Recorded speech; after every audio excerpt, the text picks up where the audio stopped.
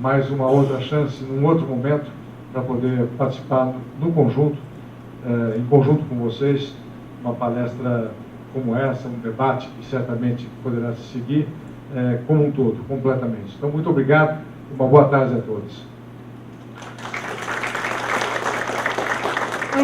Antes mesmo que o senhor nos deixe, que é uma grande ausência, né? Eu quero agradecer esse encontro, tem esse propósito, senhor prefeito. É justamente nós criarmos, é uma semente que nós estamos tentando germinar e nós precisamos desse apoio. Esse primeiro encontro Ervos e Produtividade da região metropolitana de Sorocaba, que é um grande orgulho. Podemos dizer que a nossa cidade se transformou numa metrópole e é através das administrações que a gente consegue. É através da contribuição da sociedade como um todo que a gente alcança os nossos objetivos. E através da educação, doutor Panunzio, eu acredito como cidadã, como sorocabana, como educadora desta universidade há 17 anos, na Universidade Paulista e na Faculdade de Direito de Sorocaba, que o melhor caminho para uma transformação, para um crescimento sustentável é a educação. Não podemos nos olvidar de ter momentos de muitos estudos, de debates, de reflexões, para que todos nós podamos crescer. E estamos aqui numa mirada global. Estamos convidando a nossa convidada, que amanhã parte para a Espanha, mas foi com grande satisfação, uma participação efetiva da professora Mariola, trazendo experiências da Espanha na reforma laboral, num problema socioeconômico que vem atingindo esse maravilhoso país e que precisa de uma transformação.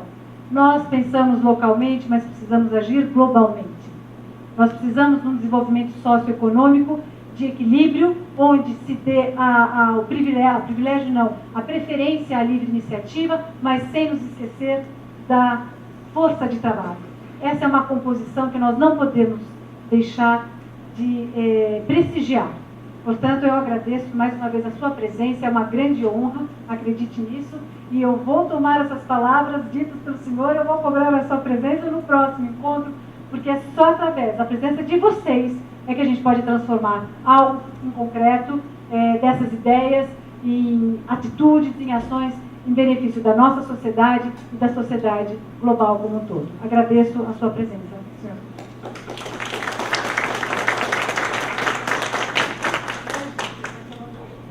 Eu tive o privilégio, nos últimos encontros aqui na universidade, em outras universidades, foram encontros maravilhosos com os nossos estudantes, onde questões importantíssimas foram debatidas, e eu aprendi muito com você, professora, e eu acho que é essa a nossa intenção.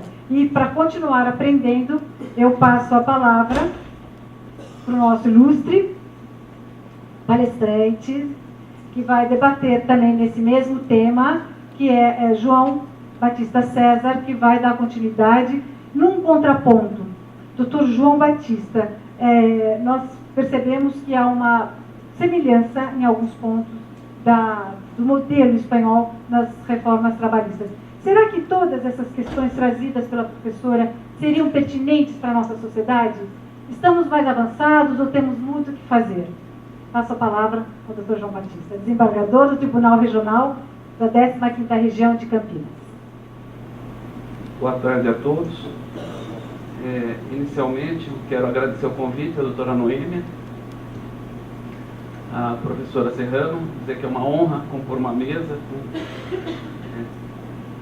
a professora e a doutora Noêmia, também professora aqui da nossa universidade, da Unip, da FAC, que é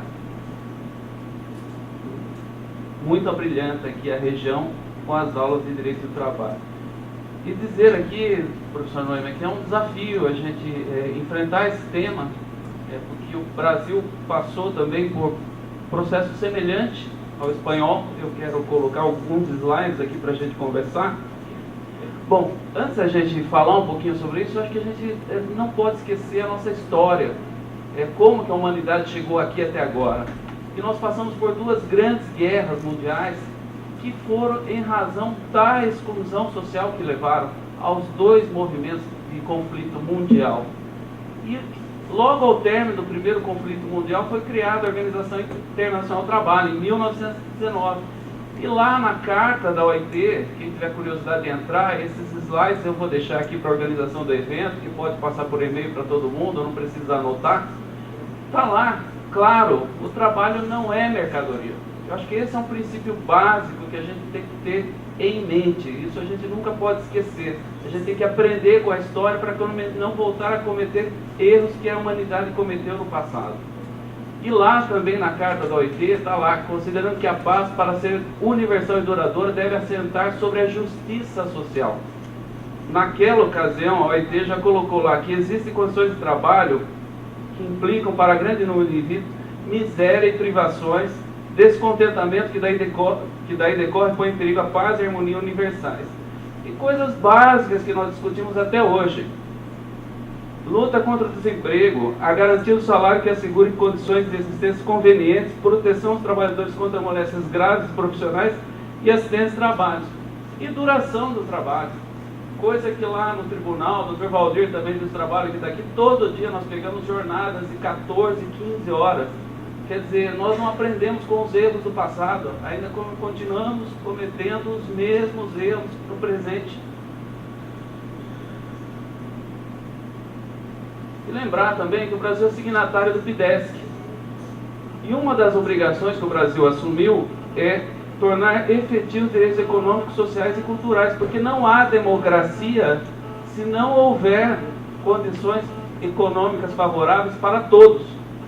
Democracia implica tratamento igual para todos.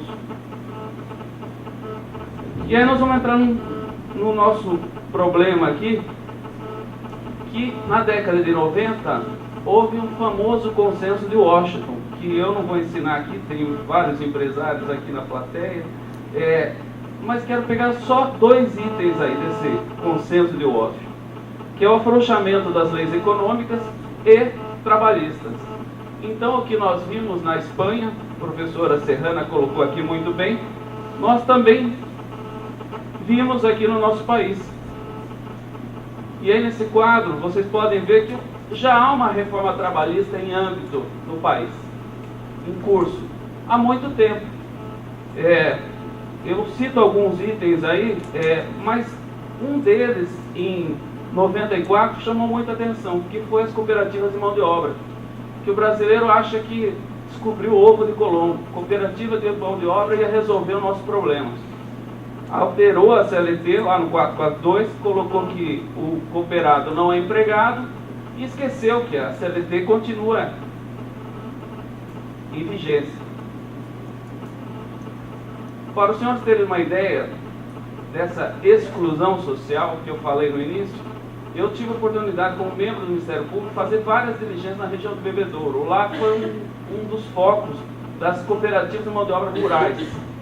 Na ocasião, esses trabalhadores ganhavam 1,5, 2 salários mínimos, era a remuneração do colhedor de laranja.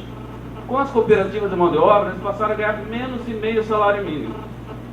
Quando eu estava lá com outros colegas do Ministério Público fazendo diligência, os comerciantes da região do Bebedouro vinham nos procurar. Falaram: doutor, até que enfim vocês estão fazendo alguma coisa, porque a cidade acabou.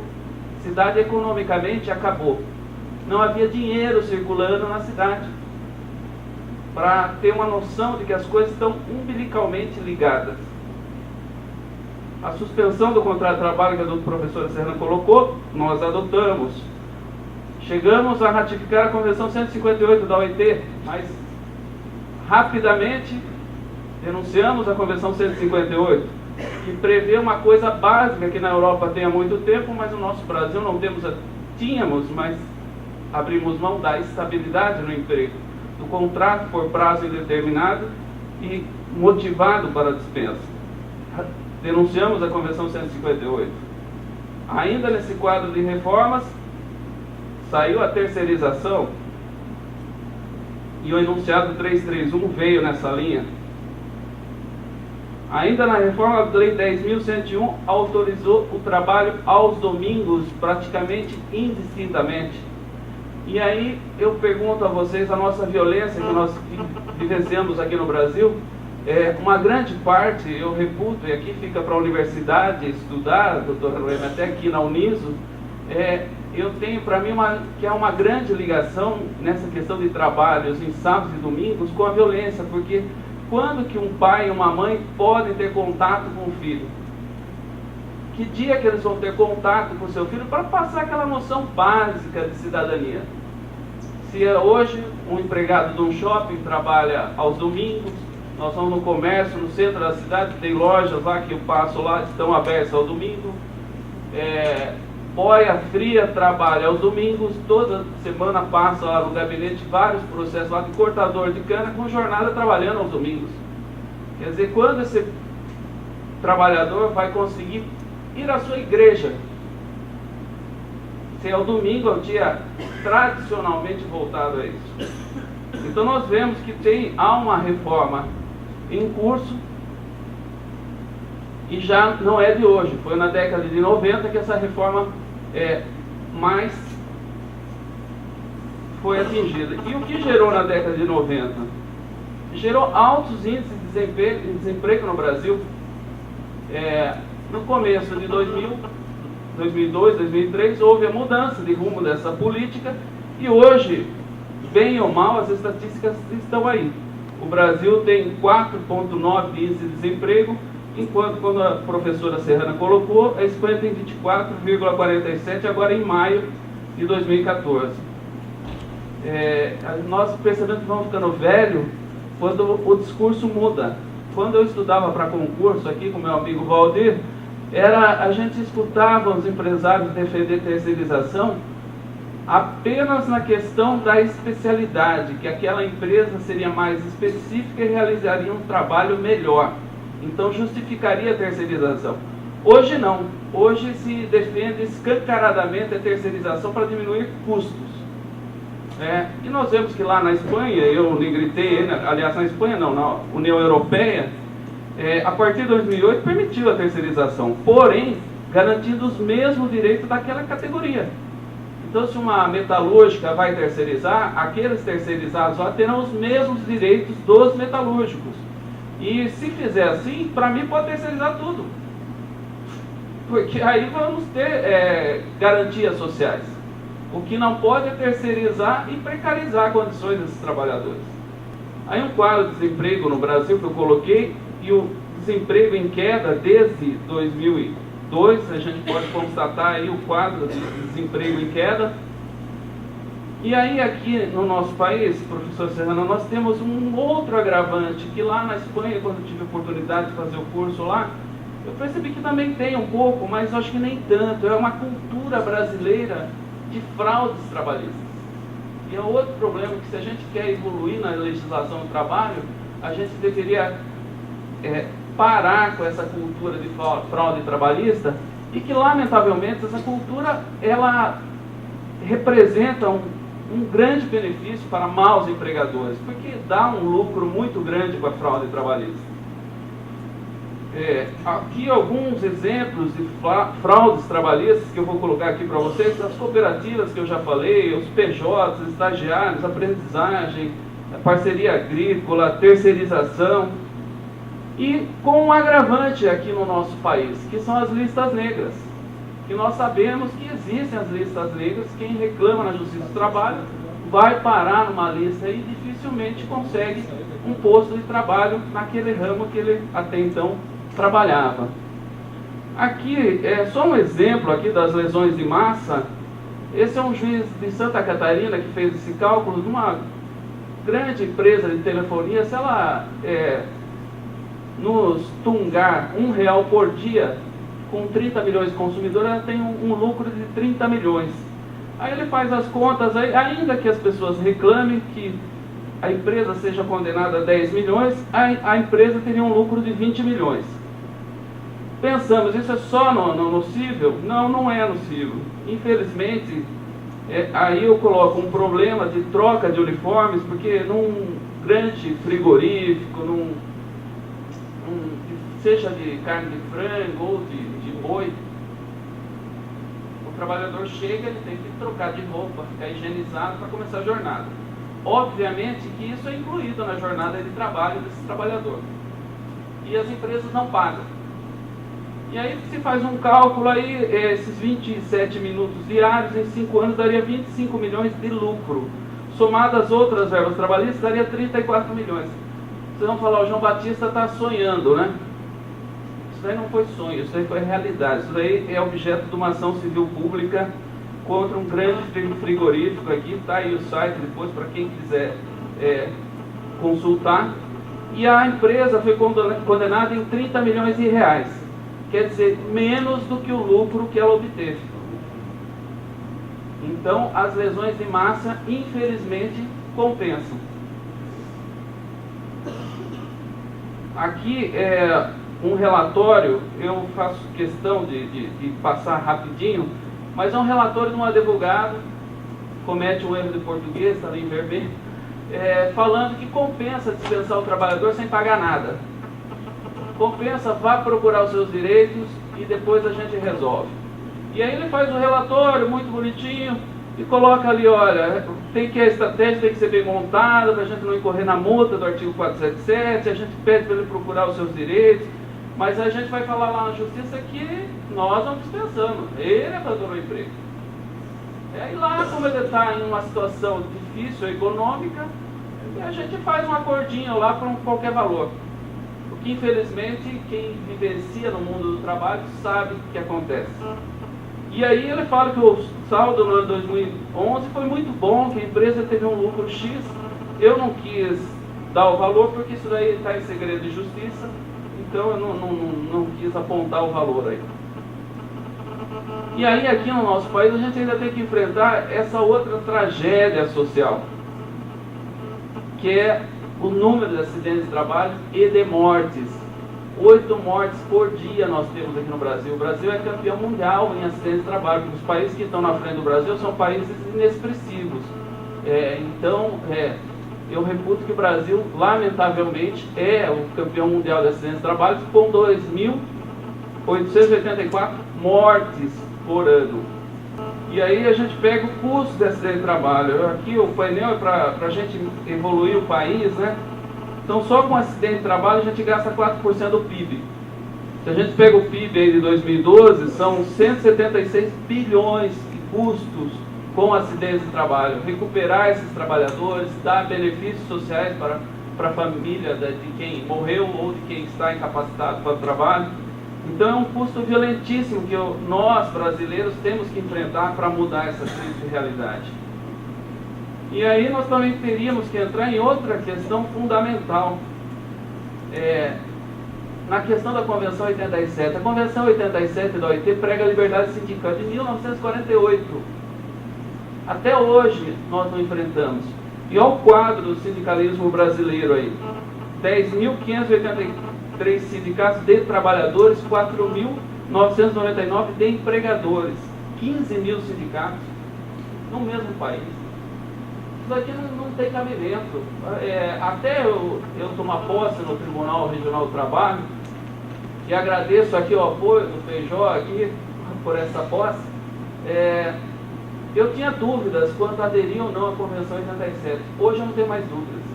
Eu estou na sessão de dissídios coletivos do Tribunal, 90% das demandas são de briga de sindicatos para receita sindical. 90%.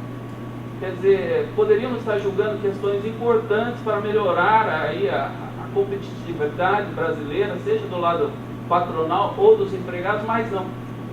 Estamos julgando demandas para saber quem que vai ficar com aquele dia lá que é obrigado a descontar o salário do trabalhador. 90% das demandas. E aí é um paradoxo, né? Apesar de termos mais de 15 mil sindicatos, os trabalhadores não têm representatividade. E aqui dou exemplo aqui dos sindicatos movimentadores de mercadorias. Aqui os senhores empresários que tenham lá alguém que faça qualquer tipo lá de operação lá, de estoque, movimentar mercadoria, esse trabalhador vai ser enquadrado como movimentador de mercadoria. Esse sindicato, que representatividade tem para defender esse trabalhador? Então esse é o primeiro paradoxo que eu aponto. O segundo paradoxo, o sistema S. Eu, quando eu era procurador aqui em Sorocaba, várias vezes fui procurado falando que dirigentes do Sistema S aqui em Sorocaba ganhavam mais de 20 mil reais por mês. Isso em 2008. Trabalhadores falavam isso, o pessoal que tinha contato, mas eu falava, coloca no papel, que eu vou investigar. Na época eu estava no Ministério Público. Só que, lamentavelmente, nunca ninguém colocou no papel. Mas eu lembro um paradoxo recente aqui para vocês. Tem um político, representante de uma das vertentes do Sistema S, que fez propaganda por muito tempo eleitoral, agora esse ano. E logo em seguida ser o candidato. Então, dinheiro público financiando campanha. Outro paradoxo.